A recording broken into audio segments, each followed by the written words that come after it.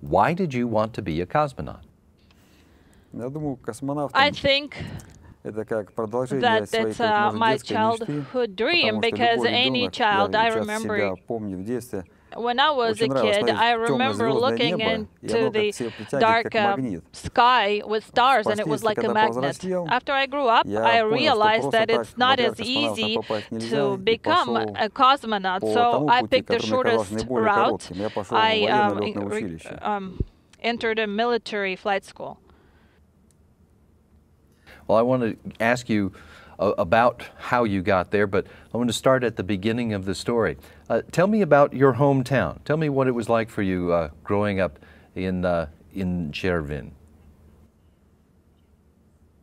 Yes, I was born in a small town with a population of about 18 to 20,000 people. It's very small. And that's where I started school, graduated from high school.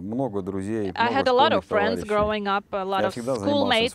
I was always into sports, especially before entering the training school. The town is small, there is a river there, good air, forests. It was a good time. You're looking forward to seeing it from space? I'll try to do that, yes. It's at an incline. The attitude might not allow me to do this, but I'll try. Do you have a good sense of how the people in your hometown and growing up there helped to make you the person that you are today?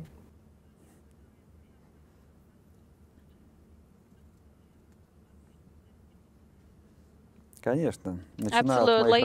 Starting with my parents, when I was born, I would always learn something good and not so good, but overall, all the people that I came across in my life had an impact on me becoming the person that I am as an officer and as a cosmonaut.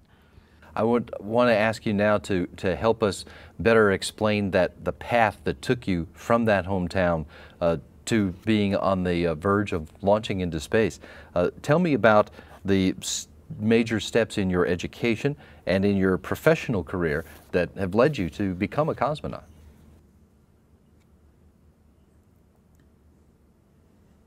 I was born in 1971. 7 years later, I started school in the city of Chervin. In middle school, or in school, I spent 10 years, graduated from school in 1988. That year, I entered flight school in the city of Voronezh, Borisovglebsk. The military reformed at some point, so I had to go to another school and graduate from the Kachin Flight School in 1994. After that, I also studied to work with military machinery, which took about 1 year. And in 1995, I was assigned to work in the city of Budyonovsk, Stavropol region, where I started working as a military pilot. There I served for several years, and I was a pilot, a senior pilot, and became the troops deputy commander. In 2004, I entered the I got higher military education, which took me 2 years. In 2006, I was selected into the cosmonaut corps right before I graduated. I was successful. I was selected. It took some time to make the final decision for me to become the member of the cosmonaut corps, and in 2007 I was assigned to leave my troops into my squadron into the Star City, and that's where I've been living since then. In 2010, I was a DOH here where I learned that I was assigned to a specific crew, and starting in 2010 until now I have been training for my space flight, which will take place in 2 months. You said earlier that as a boy you looked up to the sky and were drawn to the stars. As an Air Force officer, were you applying to become a cosmonaut, or did someone just come along one day and say you'd been selected?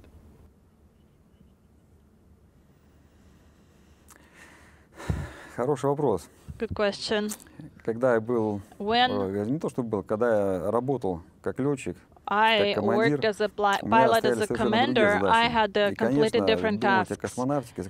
So thinking about space flight was somewhere in the back of my head, somewhere inside of me. And I didn't display it externally very often.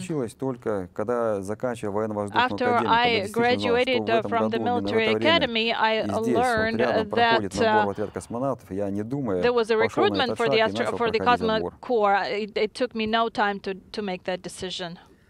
To take the job as a cosmonaut and to fly in space is to take a job that has risks associated with it that most people don't ever face. And many people would want to know why you would choose to do that. So tell me, what is it that you believe that we get or that we learn as a result of flying people in space that makes it worth doing that?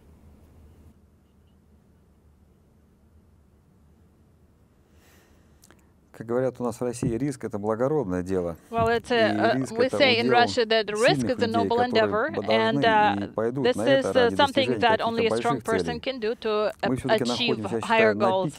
I think right now we are at the highest point of the human developments, and we get a chance to accomplish certain things, and a lot of people rely on us to perform their experiments, and we in no way can let them down. So the question now is that it's good to take a certain risks, but the main objective is to accomplish your goals, and this is interesting work and the work for very strong people. You're getting ready to launch to the International Space Station for expeditions 33 and 34. Oleg, what are the goals of your flight, and what sorts of jobs will you be doing during your time on the station?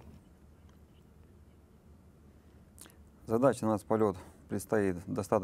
have a lot of work ahead of us. For our flight, we will perform a lot of science experiments related directly to environment, education, also for various industries, and we will support the station in terms of maintenance throughout our flight.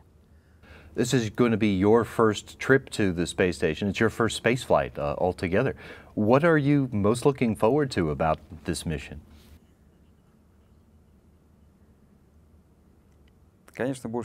Of course, I am looking forward to my first impressions that I will get right after the launch. And then throughout the flight, I will be very interested in working with our entire team, together or separately, perform various tasks, be successful in accomplishing my tasks and in a timely manner, and to return back to Earth without any abnormal situations. You are also going to be commanding the Soyuz vehicle to bring you and your crewmates to the station.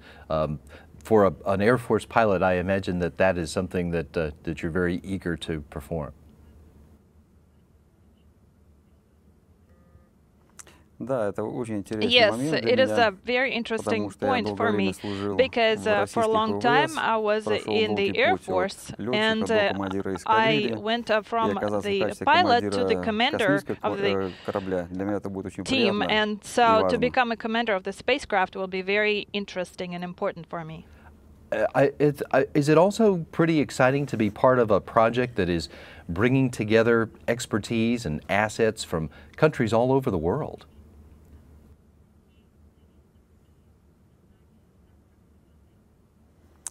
To be honest with you, I'm very proud to be a part of such an interesting team, which includes the best specialists from the entire planet, from all continents. It's very important.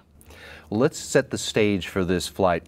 I'm going to ask you to give me a verbal tour of the International Space Station and tell me about the modules and the other facilities that are on orbit right now that are there to support the lives of the crew and the work that you all will do when you're on orbit.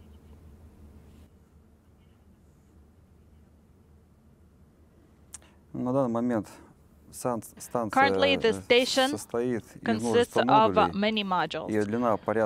Its length about 50 meters or so. And moving from the Russian segment towards the US segment, then I can describe the station without getting into too much detail. First, we have the service module of the Russian segment, followed by the FGB module.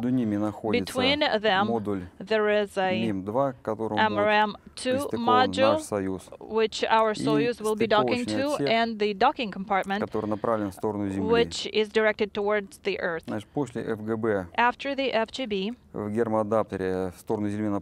towards the Earth, we have the MRM-1 pointed towards the Earth, and right after the FGB, we have the US segment, which consists of many modules as well. And if we go in order, that we'll have Node 1, Lab, Node 2. To the left, we have the Japanese module. To the right, we have the European module, and also on the US segment, we have Node 3, airlock, and it's a large segment, the US segment. The assembly of the station is all but complete these days, and so the emphasis for the station crew members who are working on board is now turned to doing science research. How do you explain to people the potential for scientific knowledge and new learning that the space station provides, and the value that that knowledge may provide for us? Of course, the potential from the station is great, starting with the visual observations of the Earth, various natural disasters and phenomena, and as well as the events in space. And I think that the International Space Station crew and the hardware on board of the station allows us to become closer to the events that occur outside of our understanding. Well, one of the areas where we're trying to understand more is to find out how being in that space environment impacts the people who are there. And as one of the crew members, you'll be the subject for some of the experiments in finding out how people can live and work in that environment for a long period of time. Can you give me 2 or 3 examples of human life sciences research that you are going to be involved with during this mission? I can only tell you about several directions for research of our crew. I'm not sure what the other experiments will also be happening. We will study the bone tissue pre-flight and post-flight. We'll perform blood tests. It's a large area for research. Certain things have been done already during initial flights in space. So your experiments are building on the previous research? Absolutely. I think it's normal. There are modules throughout the space station, as you described them a moment ago, that are also filled with specialized scientific gear that supports research in other scientific disciplines beyond human life sciences. Tell me about some of the other kinds of science research that you and your crewmates are going to be working with when you get to orbit. That's a good question. В связи со всеми нашими исследованиями и экспериментами, By doing research, we provide the data to the scientists not of just one single discipline, but this data will be used by specialists from various disciplines, and it's difficult for me to predict how this information will be used, because overall we do a general experiment, but the data that is obtained through this experiment will be used by many specialists. The scientists who have developed the dozens of experiments that you and your crewmates are going to be working on are people who are coming from all around the world to this project. What's it like for you as you get to work with them on their science experiments?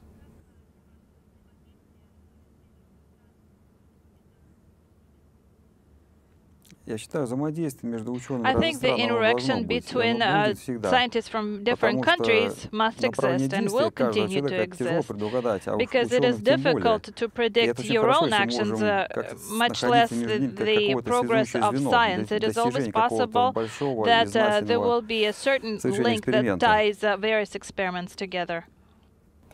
Now, station crew members, when they're not doing science work, are responsible for keeping the space station functioning, keeping it flying in good shape.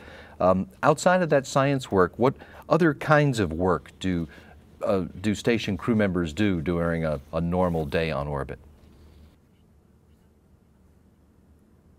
The crew spends a lot of time to perform maintenance on the station, maintaining the functionality of various systems, housekeeping, disinfecting the surfaces. It's very important both for the health of the crew and the safety of the equipment, and to ensure lengthy functionality of the systems. Do you enjoy going to enjoy doing that kind of work? That's my job. I have to do it. In almost the exact middle of your planned 155 days in space will come the Christmas and New Year's holidays. What are your thoughts about spending those occasions being in space?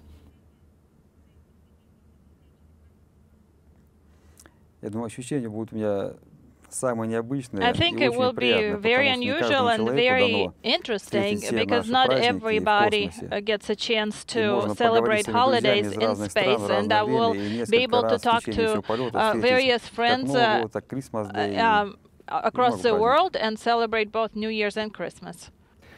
Now, any plan for a mission on the International Space Station always maintains some flexibility in order to accommodate change in events, changing circumstances, and that includes the possibility that crew members may need to go work outside. At this point, what is the plan for any spacewalks during your time on board? Yes, we do have one spacewalk scheduled from the Russian segment. It has been rescheduled, though, to the next expedition, and unfortunately we won't be able to perform it. So, but you have trained for the spacewalk and would be ready to make one if the need arose? Absolutely. We are fully prepared for the spacewalk. The space station these days receives supplies from Earth that are brought by a small fleet of unmanned cargo ships. And in fact, there are almost a half a dozen of those ships that should be coming and going during the time that you're on board. Tell me about the different ships that are supplied by the station's different partners, and about the commercial vehicles that are now beginning to fly to the space station too. From the Russian side, we will see 3 progress vehicles arriving throughout our expedition, and if nothing changes, we will be lucky to see commercial spacecraft docking as well, launched by your side. It will be very interesting for me to see it. It will be interesting to see what the difference is, how they dock, because these systems are different. We will be looking forward to seeing them on board, and we'll be happy to see them on board if everything works out. Now, the landscape, if you will, of spaceflight is changing in the last few years, particularly with, as you say, private companies are now flying spaceships and and sovereign nations are working together in space instead of competing against one another. Do you see that this way of exploring space is something that is going to continue as we move off into the future? I think so. International cooperation will continue. It has to continue because the project itself is, by definition, an international one, and it requires a lot of investment. For one single country, it will be very difficult to support this financially, so it requires us to pull our forces together, and that means success. As you imagine your space flight, you look ahead to the future, what do you think is going to be the highlight or the most interesting aspect of your time on orbit? I think the best part will be able to see the Earth, and I think for me and my colleague will be the first. It will be the first time for Kevin Ford. It will be the second, not the first flight. So maybe it will be something else for him. But for us, everything that happens the first time. What is it that we are learning from sending crews on these missions to the International Space Station that is going to help humankind prepare for exploration beyond Earth in the future?